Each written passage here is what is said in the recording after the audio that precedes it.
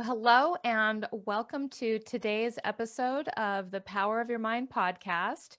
I'm Victoria Gallagher, law of attraction hypnotist and #1 best-selling author of Practical Law of Attraction. Align yourself with the manifesting conditions and successfully attract your desires.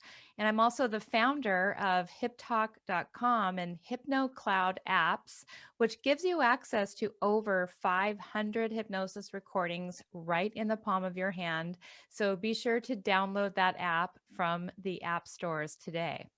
And today I have a very special guest with me, Moeed Amin. I pronounced that right, correct? Yes, you did. Thank you. Great. So, for over 20 years, Moeed has been obsessed with how and why people make the decisions that they do. After graduating in neuroscience, he began his career in sales, where he used his understanding of neuroscience and cognitive psychology to achieve incredible success. He has won various sales awards, consistently outperformed his targets, even during the 2007 financial crisis, and specialized in selling solutions to C-level executives in some of the largest companies in the world. And he's worked with over 400 companies, 10 industries, and he currently helps entrepreneurs grow their sales by teaching them to overcome their fear of selling and become better persuaders. And so today he is going to be sharing some of his insights on mindset and overcoming fear when selling. So, welcome to the show, Moeed. Thank you, Victoria, and I'm really pleased to share some of those insights and help entrepreneurs. So thank you for having me on the show. I'm really excited. Yeah. Thank you for being here. I love entrepreneurs. It's the people that I just, I tend to gravitate to, just being one myself for the last 22 years. And I'm sure you can relate. And, I believe, I don't know what all of our listeners are, but I believe that most of them do come from the walk of life of being in some sort of selling capacity and being spiritually enlightened entrepreneurs. And so, I think this will be really valuable information for anyone, whether you're in sales, whether you're working for yourself, or even if you just need to sell your boss on giving you more money in your career. You got to sell yourself on something, and you always have to sell something to somebody. So I think it's a really good topic no matter what walk of life you're coming from. Yeah, and the other part, the only other thing I'd add to that is you have to sell yourself on things a lot, right? You do. Persuasion is just everywhere, and it's embedded in every facet of your life. From the moment you wake up in the morning, you kind of persuade yourself: do I hit that snooze button, or do I wake up excited and energized and looking forward to the day ahead? Right? From the moment you wake up, you're persuading yourself. And people talk about motivation, and I personally like to call it self-persuasion, because there is this constant dialogue that's going on in your mind. There Some of it conscious, some of it subconscious. Yeah, there Um, absolutely is. I was literally going to say you have to sell yourself on waking up in the morning, and and it's true. I mean, for me, I stopped clicking the snooze button many years ago.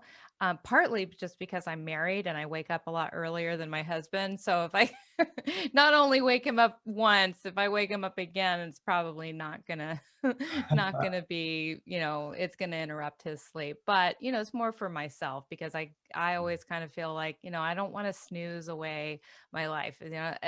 I made an agreement to get up at that time, and I don't want to break that agreement and with myself. So that's sort of that's the way I look at that. But that's a really, really interesting way, that word that you used, agreement, mhm. right? Because a lot of people say, I have to wake up at this time, or I must wake up at this time.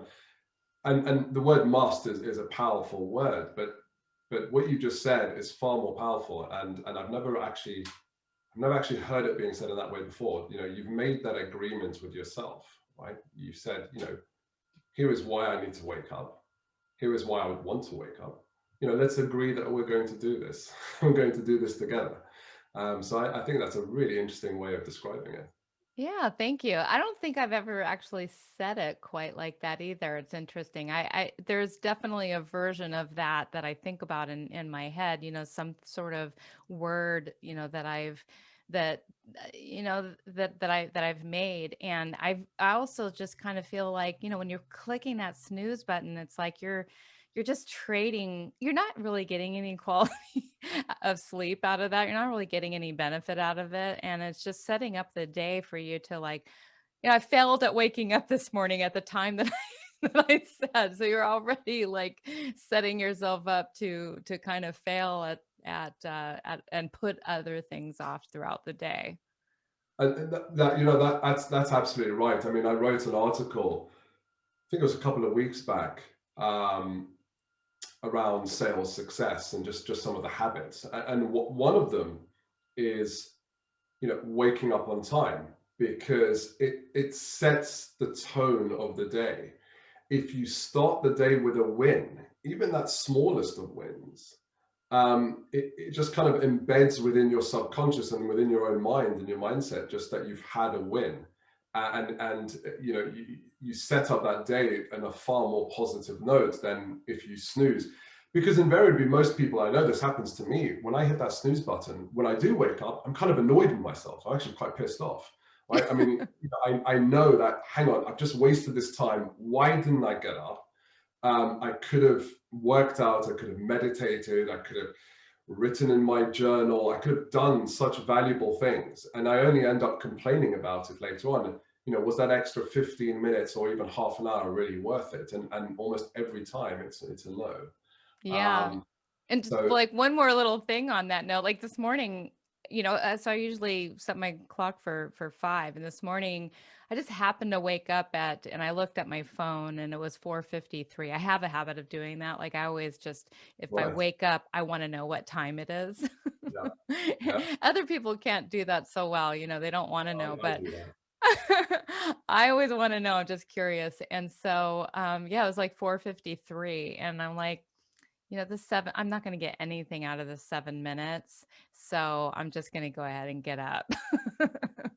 And I'm sure that that isn't a habit that started from day one. That probably took some time It to did. get to that level. Yeah. It did. It definitely did. And, now I'm a little bit weird, like I've like literally looked at my Fitbit app and looked at how it keeps track of all your sleep. And I probably average, it scores my sleep. So I get about a 7. I'm like I have a 7, and which means that, I should be getting a lot more sleep. But for whatever reason, I seem to function perfectly well for years on 5 or 6 hours of sleep at night. Right. Right. That's interesting. Yeah. But anyway, let's get into the topic at hand, which is selling. So I've, been in the business of selling myself, many years. I mean, pretty much even before I became a hypnotist 22 years ago. I was a stockbroker. So I was Right. always like getting on the phone and dialing for dollars and, and that fear, you always just, people have this idea that somehow or another that fear is just going to go away at some point. But, I think you just kind of get better at convincing yourself. But let's just talk about like why so many entrepreneurs have this fear of selling and what they can do about it. Yeah. There are a few layers to that. Um, let's start with the outer layer, which is how people perceive sales, right? And it's a big part of what I talk about in any of my training courses. It's I was on a podcast just a few weeks back, and we spent quite a bit of time talking about this. The perception of sales is unfortunately not a good one, right? The reputation is not great. LinkedIn did a survey. They did a research on the state of sales, and this is business to business sales, right? So B2C is a very different matter. And one of the findings was that 40% of buyers don't trust salespeople. And I think HubSpot, which is quite a well-known CRM platform, their findings were even worse. They said that only 3% of buyers trust salespeople. And the survey from the research from LinkedIn also found that 25% of buyers feel that the quote, the sales profession is morally and ethically challenged. So the perception that we have about sales is this slimy, pushy, egotistical person. Mm-hmm. And when you think about a lot of the entrepreneurs out there, they don't necessarily come from a sales background. They come from a technical background, subject matter expertise background. Sales was never a part of that training. It's not really taught in school. It's certainly not taught in university or college, as you call it in the US. So there's this perception that in order for me to be successful, and in order for me to be able to sell my value and my product's value or service, I kind of need to be like that person. And you know what? I don't want to be like that person. Mm-hmm. That's incongruent with who I am. It's incongruent with my values. So because of that dissonance, there's already you've almost kind of defeated yourself, right? There's a hesitation to want to make those calls or to want to speak to those individuals, to want to present yourself in the format of sales. So there's that first element that kind of has to be addressed. The second one is another form where you're defeating yourself is that mindset where you say, well, I'm an introvert, Mm-hmm. and therefore I don't have the makings or the DNA of a salesperson. And again, it's the wrong perception. Actually, there was a study that was published in Harvard Business Review in 2006, and they actually found that the most successful people are not extroverts, right? They're not gregarious or social people. Actually, it's in some ways the opposite. They're very analytical individuals. They're more self-aware. They have a process by which they're successful. So again, that perception of who I need to be and the characteristics of what makes a great salesperson or makes a great persuader, we almost defeat ourselves there again.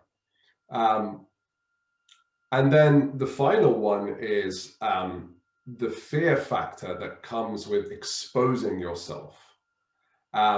We feel that we have to get it right every time. When we get a rejection or a no, we take it so personally, right? And there's a whole element of evolution in the structure of the brain when it comes to that.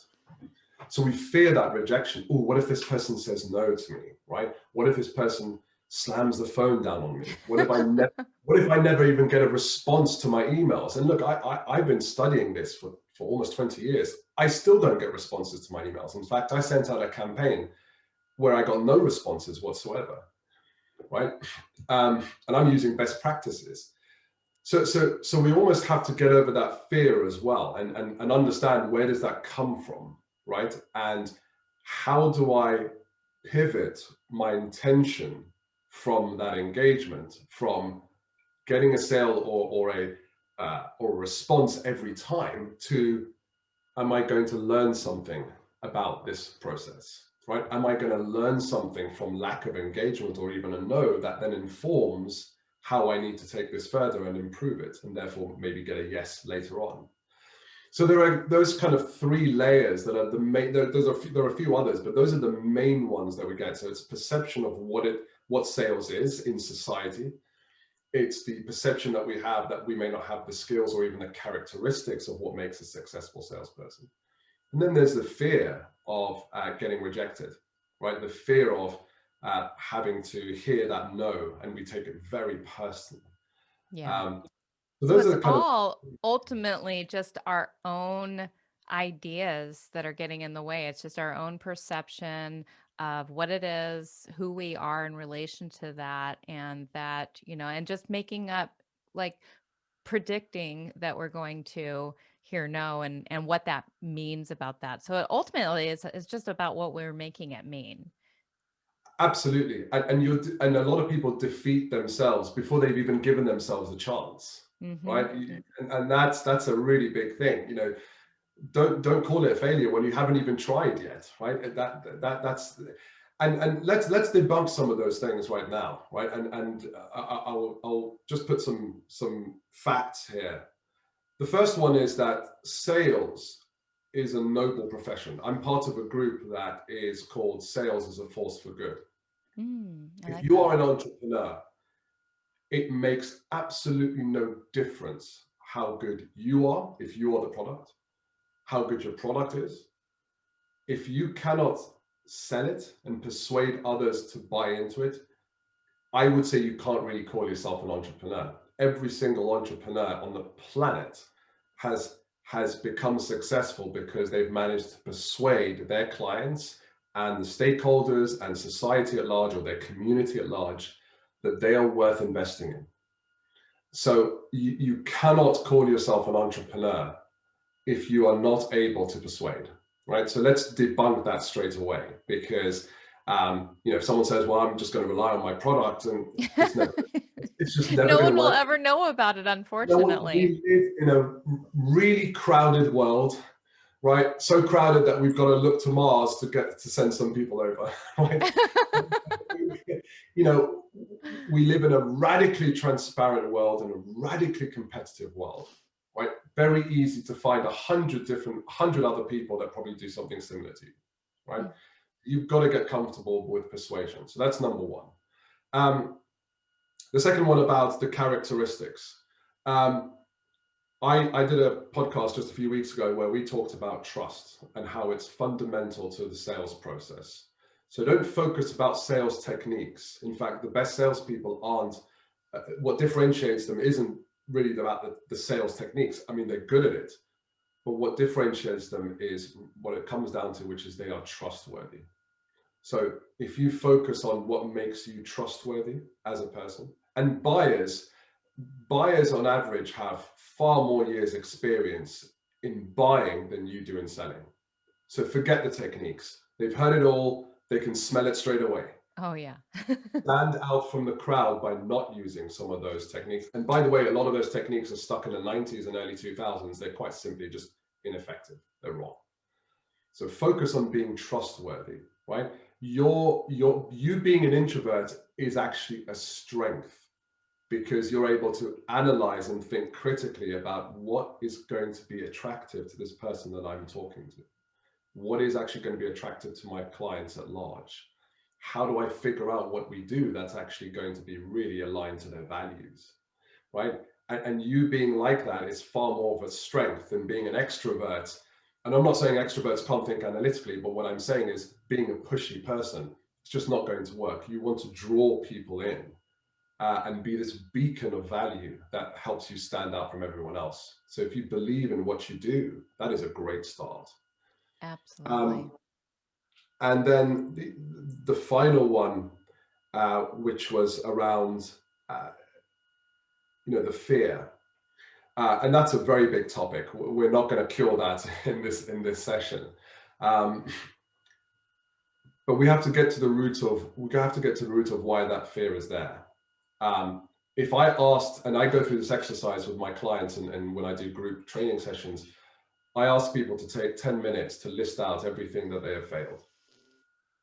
Everything that they didn't get right. Well, firstly, I don't use the word failure, I use the word setback, right? Because the words that we use has a huge psychological effect on us. Words give meaning, right? And the English language is the richest language in the world. Well, it may And not even make it to the paper if because maybe, like in some things do seem more like a setback. It just depends, I think, on your perspective, because I was literally trying to think of like, well, what all I would, put on that paper myself. And as soon as you said setback, it was like, oh, I could put more things on there actually.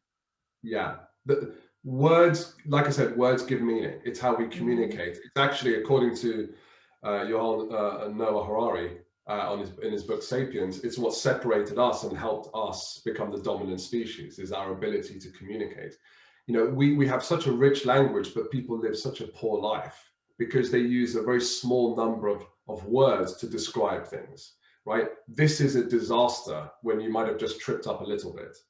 Well, it's just a bit. it's an inconvenience. So we have such a wealth, like such a rich language, but we live so poorly because we define our world so poorly with so few words.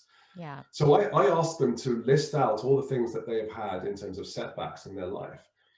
And you can start from the moment you try to walk. I can guarantee you didn't get it perfectly the first time, right? I'm potty trained. Well, we had potty trained our daughter, right? But there are very few. I have yet to meet an adult. Maybe there are some, but I've yet to meet an adult that basically gave up on potty training and don't do it, right? There's, there's, there's just no such thing. We have all had setbacks, Hmm. and that exercise is incredibly powerful because it helps people realize that actually there are so many things that I've had in terms of setbacks, and yet I'm still here. I'm still thriving. Some have been very large, and I've gone through those myself. And some will be very small. But you know what? That's your story, right? That is what makes you unique. That is what makes you different. You talked about my story, which was not only did I survive, but I thrived in the 2007 crash, right? There were setbacks in the beginning. I Hmm. had to resign from my first sales job before they were going to fire me, right? But that became my story. I learned something from that. So I think you need to shift. Yes, you may fear it, right? But ultimately, is it going to kill you? No, hardly likely. And if it doesn't kill me, then what comes out of that? Well, I could be stronger.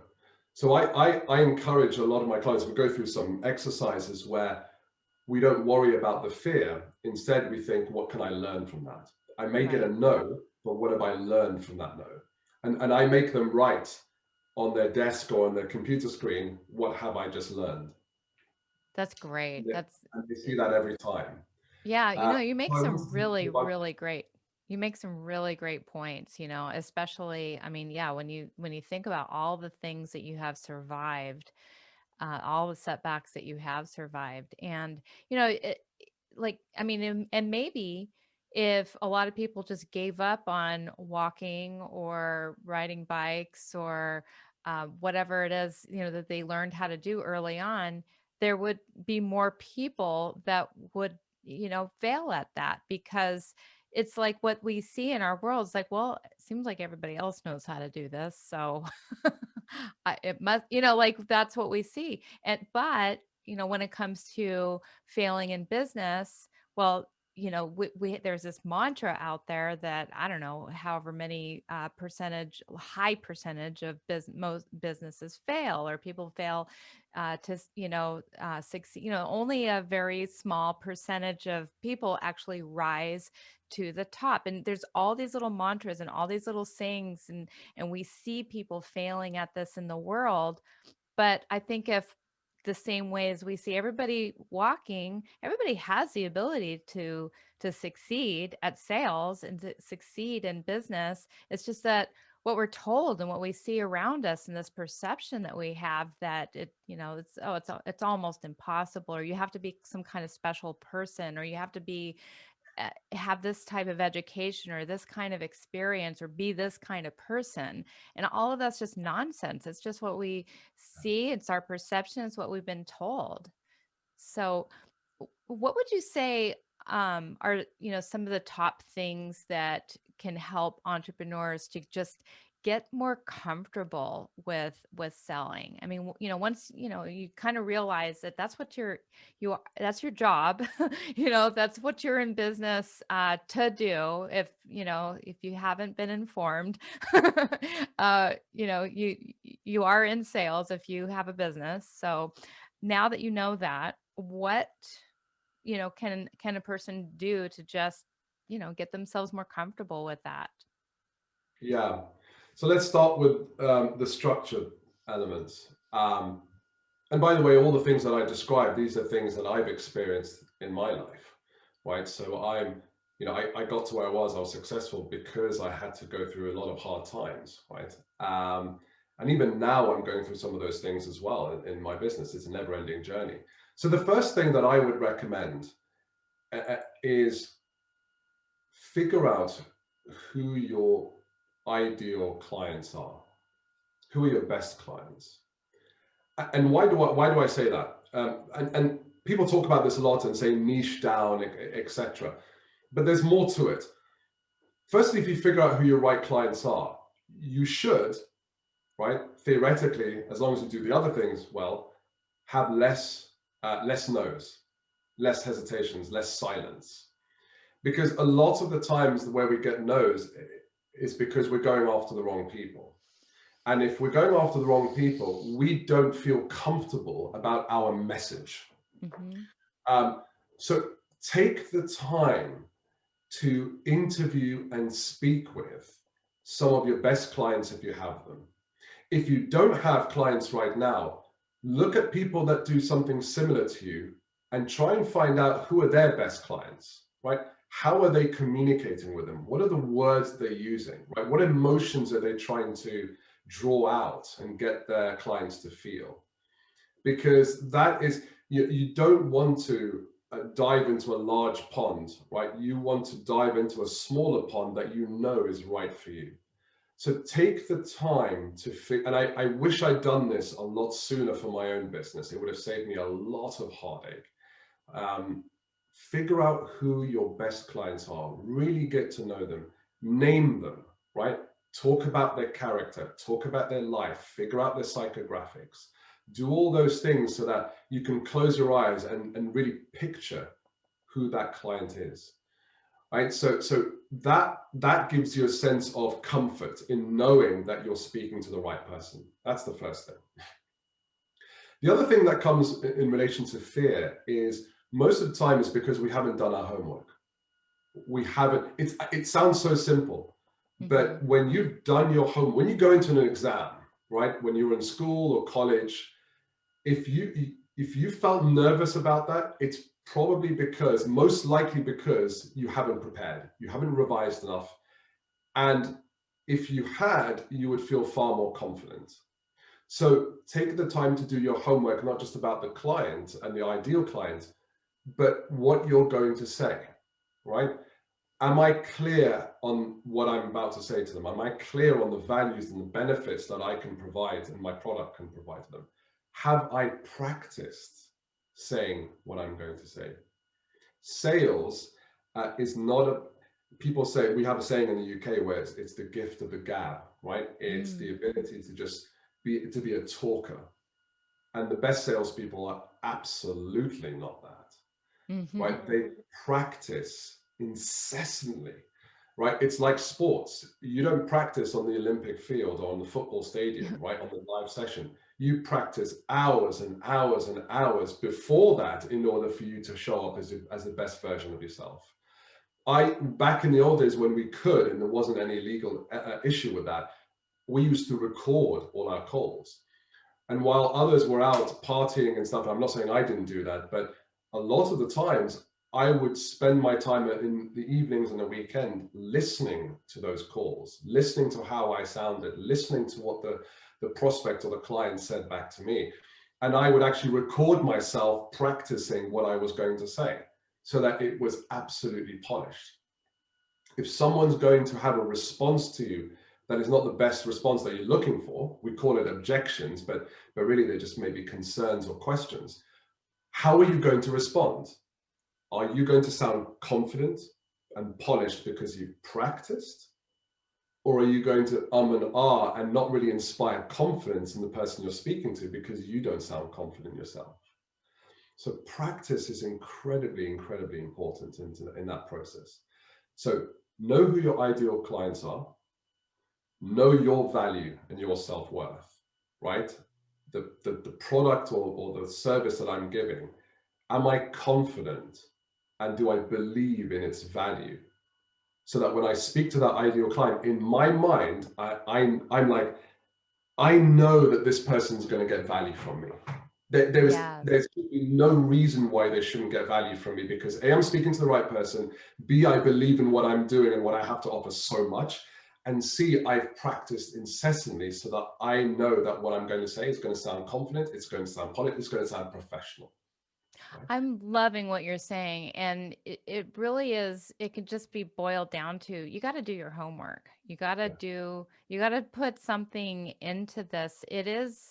You know, in a way, I mean, sales, eh, it's a presentation, which is sort of like a performance, and you have to practice in order to perform at your best. And I love what you say about figuring out who that ideal client is. I mean, I think you know, we all need to be doing that anyway to offer them what it is that they're, and to be really good at offering them the right thing and to know that person inside and out.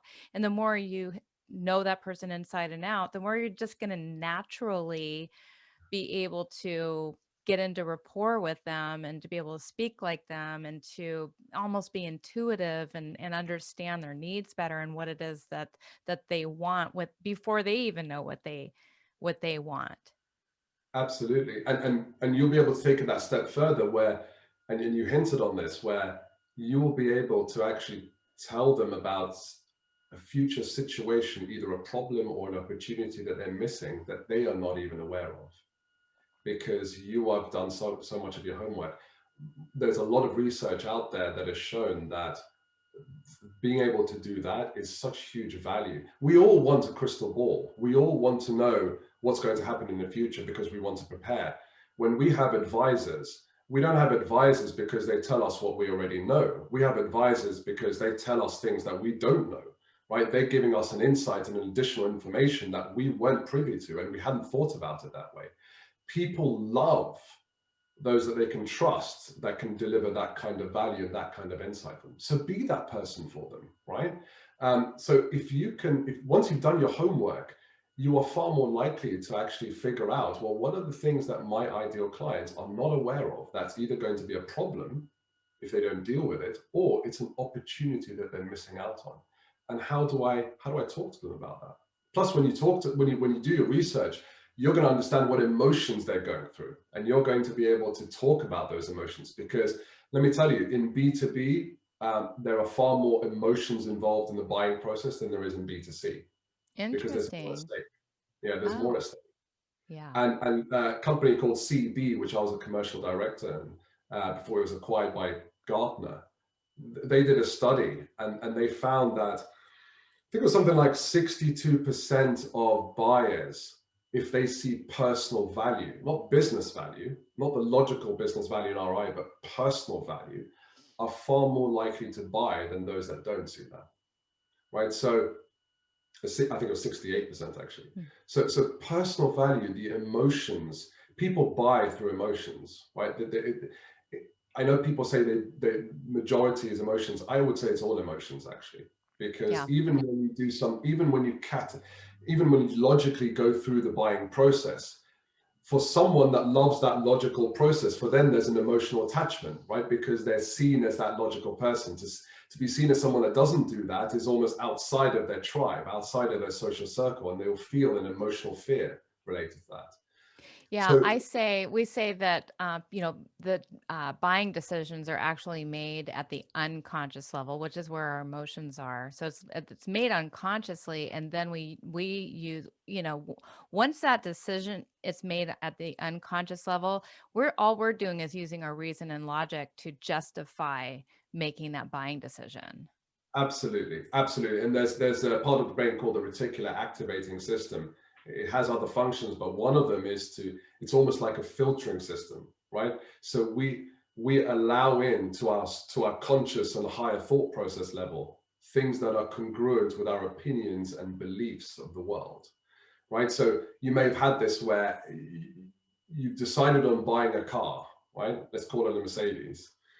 And once you've made that decision, have you ever noticed that when you go out into the world, whether you're driving or walking, all of a sudden every third car is a Mercedes, right? But Yeah. before that, you never really saw that. Before that, you never really noticed. It's because you've consciously made a decision. So you've told your brain, I'm going to allow that sense to come, that sensory like connection to come through, right? We're going Yeah. to filter everything out and we're going to notice just, and it's the same in terms of emotions, right? If you have a blueprint of how you see the world and how you view your place in it, you'll allow the information that's congruent with that.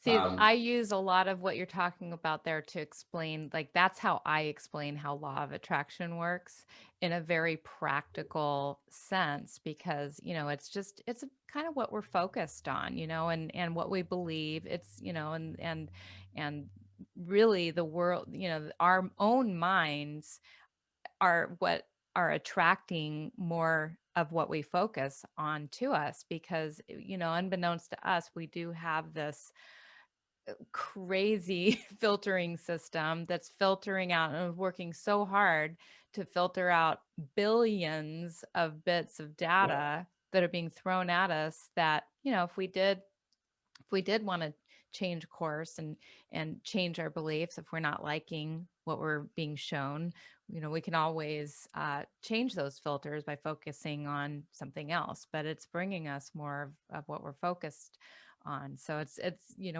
we're definitely on the same page here Yeah, when it comes there's a to huge that. amount. I can talk for another three hours on just this one topic because it's so important. It But is. there was a final element that I want to Yeah. share around how to get over any of the fear in sales, which is, and this is done through the research I've done with those 400 buyers, and this is research that spanned over 15 years, and I would question all those that I interacted with. Don't focus on the techniques of sales just yet. Focus on this one thing. If you take anything from the show, focus on this one thing, and you will be leaps and bounds ahead of everyone else. And that is, how do I get seen as being trustworthy? Right? How do I become a trusted person to the person that I'm talking to? Because whenever we buy something, whether it's a brand, whether it's a technology, whether it's a service, it's all centered around, do I trust that it's going to deliver what I want it to? It's so true. It's so true. Every, right? Yeah. So forget the skills and the techniques. We can go into that if you want, but if you're not trustworthy, those skills and techniques won't work. They really won't. They may get you a few things here and there, a few sales and a few results, but it will not be long term, and it will certainly not be sustainable, because guess what? You don't want to bring on just clients. You want to bring on clients for life, Hmm. because they are going to be your best source of income and most profitable income, right? It takes something like, I think it's a wide band of research, but something like from 5 to 20 times more effort and money to acquire a new client or customer than it is to just upsell an existing one. So become trustworthy. And trustworthy, do you mind if I talk about this a bit more? Because this is such an important topic. It is so important. I am totally in agreement with you. It's like I'm on the buying end of situation right now where I'm needing to trust, and so I think it's so important both ways, and definitely this is valuable information. So please. Yeah, and Stephen Covey, so he's the famous author of The 7 Habits of Seven Highly habits. Effective People. He once wrote, and this was more about leadership, but he talks about trust. He said that the best leaders are those that inspire trust. Trust is where character and competence converge. Character and So confidence. Okay. competence, so skill. Competence. Okay. Yeah. So the skills part, in some ways it's quite straightforward, but it's very different for different people and the products they do and the services and industry. But are you knowledgeable? Do you know about your clients? Do you have those skills? Can you convey yourself in the right way? There's a big element there. But what's most lacking in people is this understanding of character. And I've done a huge amount of research into this, and there are actually 8 elements to having a character that's trustworthy. So the first one is authentic. Are you conducting yourself and saying things that are aligned with your beliefs and your values? Because people will see if you're not genuine. So are you authentic? And this is why you have to really believe in what it is that you offer. You have to really believe in the clients that you are approaching. So are you authentic, right? So that's the first one. Second ones, and by the way, all these 8 are evergreen. This is not, you can't practice this in a business environment and practice completely differently in a personal environment. You've got to have both, right? So if you Right. do one, it's going to transfer into the other. You've got to live this trustworthy character. You can't Right. just show up in business and be an untrustworthy person in life. Second one's consistency, right? So do I consistently show up when I'm speaking to a client or a prospect in the same way, right?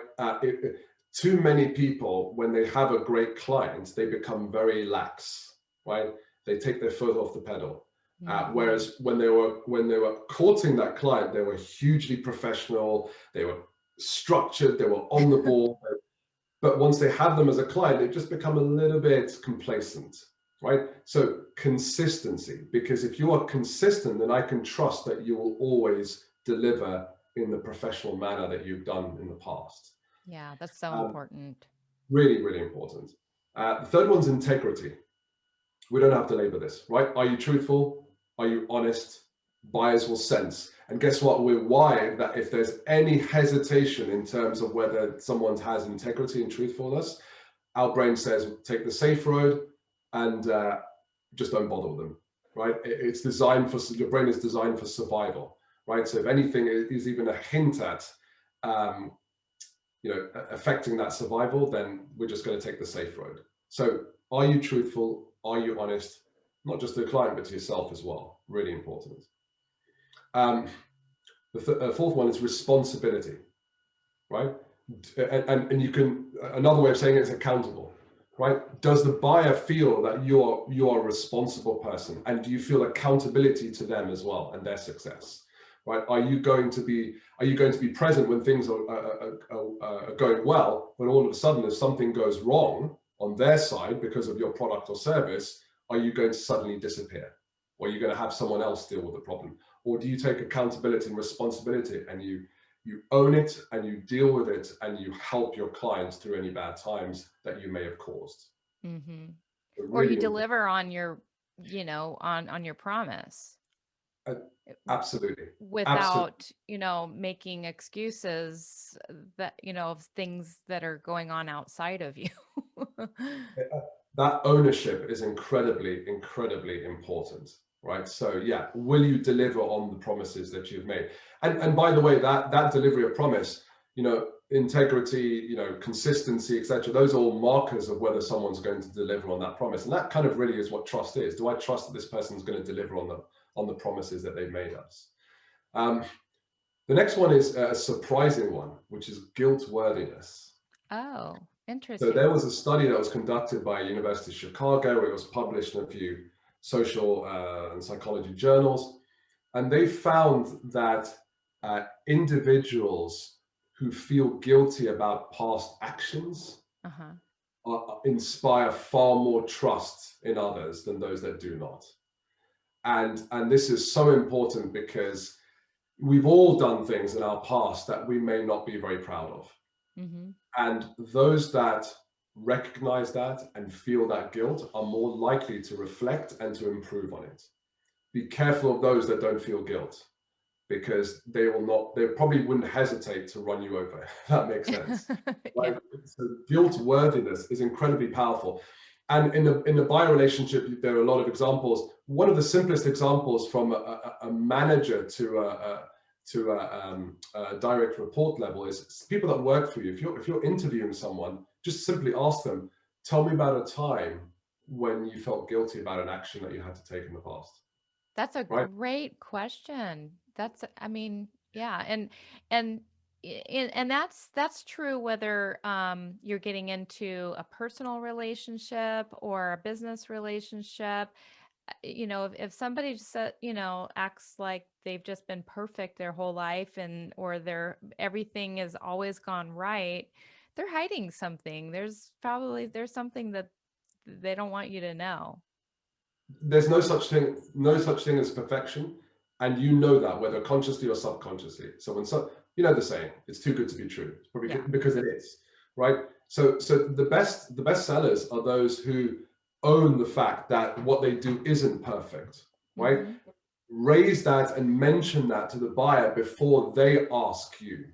right? Mhm. Because if you do that, instantly the buyer thinks, wow, how can I not trust this person? Because they're willing to expose themselves to me, right? That's where you say, well, look, we don't do these things that our competitors don't do, but let me tell you why this may not be important for you. Let me tell you why you may not need some of those things, right?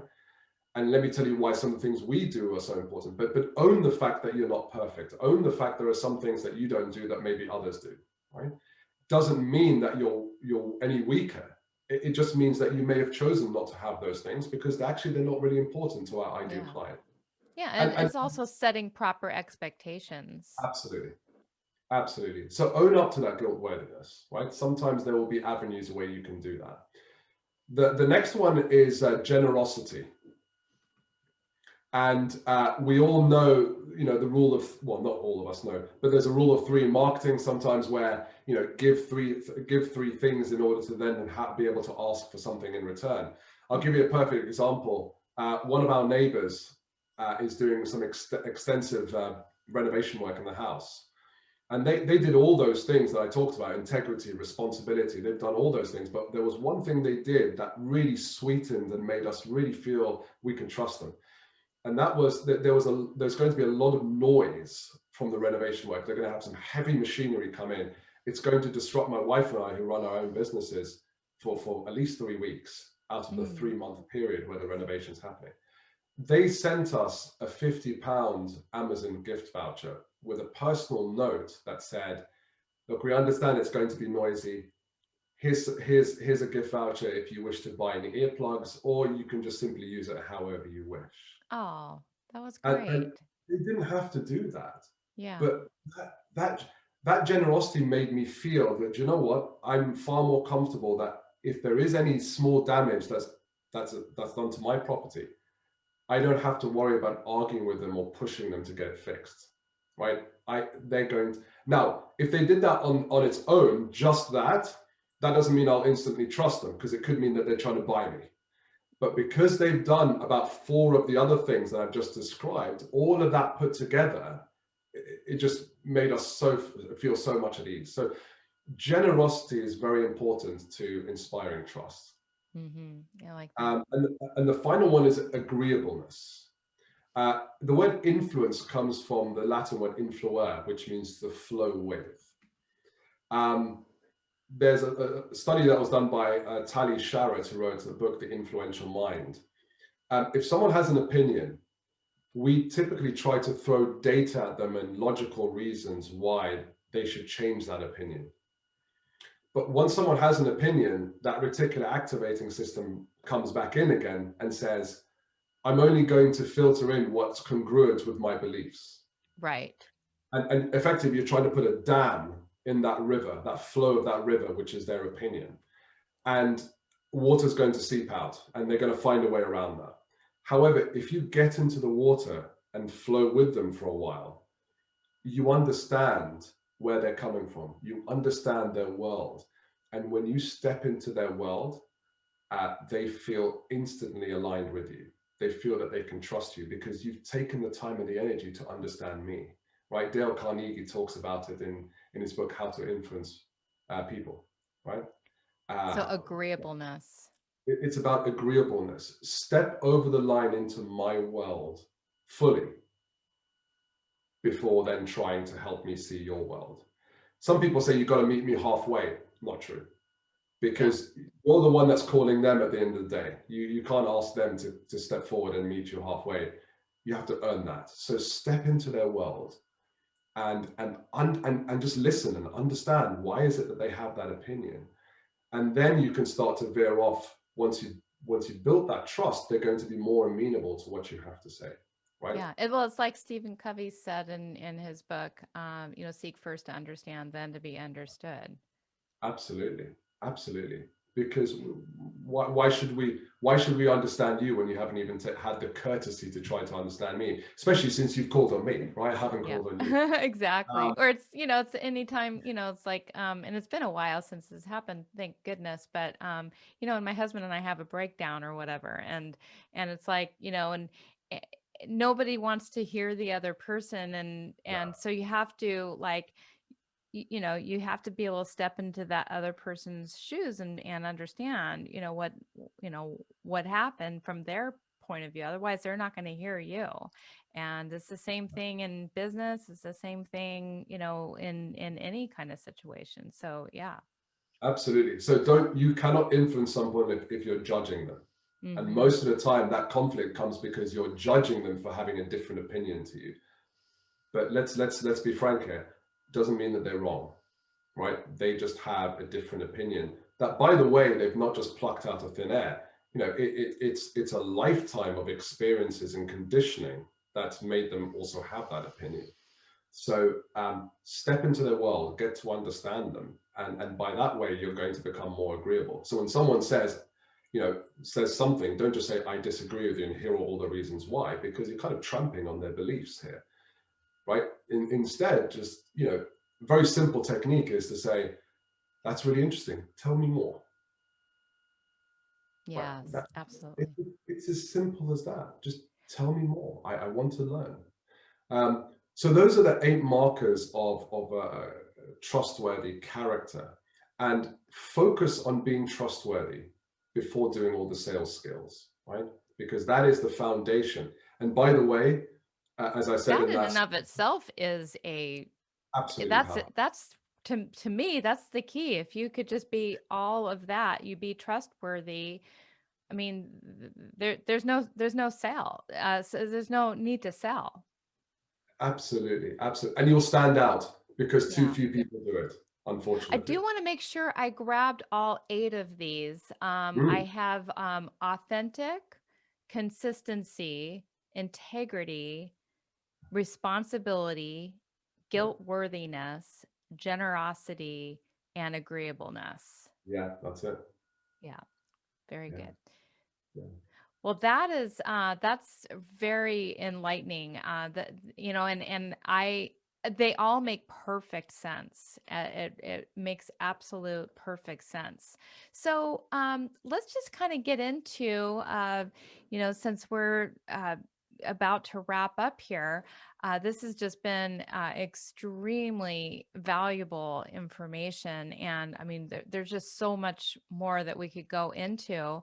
But I want to talk a little bit, just about how people can find out more about working with you. And I understand that you are doing a free 60-minute coaching session with you. If by just sending an email with hip talk in the subject line. Is that correct? Yeah, I normally don't do 60 minutes. It's usually 30 minutes, but I thought I'd give an extra gift That to your is viewers and so to you. generous. So, Yeah, I mean, and sorry? that is so a free 60-minute. Yeah. Am I understanding that correctly? Yeah, and this is not a clickbait sales process. I believe that selling comes from actually giving the value. So it will be as if you're a client. If you wish to work with me afterwards, that's entirely up to you, and we can talk about that. But I'd love to hear your story, and I'd love to hear what's making sales and persuasion difficult for you. And it doesn't have to be sales to a client. You could be. It's about persuasion, right? My expertise is persuasion as a whole. So maybe you need to persuade investors.Maybe you need to persuade key people to join your business, right? Maybe you need to persuade other stakeholders. So I'd love to hear your story, and if I can help, then I would be honored to do so. That is amazing. Thank you so much. I mean, you're definitely practicing all of these trustworthiness. I mean, you've given so much generous value to us already, and you're giving more generosity to our listeners here. And and so this is such a win for you as well as our listeners who want to improve in their sales, and who wouldn't want to take you up on that opportunity to help improve something about their ability to sell. And like I said, I mean, what you say already has made so much sense and has already given so much value, but I'm absolutely 100% confident that there's just so much more behind the scenes, behind the curtain, that a person can find out just by being vulnerable and being curious and sharing with you authentically what their genuine concerns are, when it comes to selling and overcoming those fears. So thank Yeah. you so much for giving that as a, as a free gift. No, it's absolutely my pleasure. And look, if you want to learn a bit more, you know, the company is called Proverbial Door, and we can put the links in the show notes. But they can We have a look will. at the website proverbialdoor.com. You can also see some of the interviews and advice that we give on our YouTube channel, which is Proverbial Door as well. And we'll provide my email address so they can contact me if they wish. Yeah, and that'll be in the show notes as well. So, yeah, be sure to check the show notes, and this will also be airing on YouTube. And so, it's just been a wonderful time meeting you, a wonderful interview, and extremely insightful. And I loved everything that you had to say about this. And so, thank you very much, and thank you all for listening to the Power of Your Mind podcast.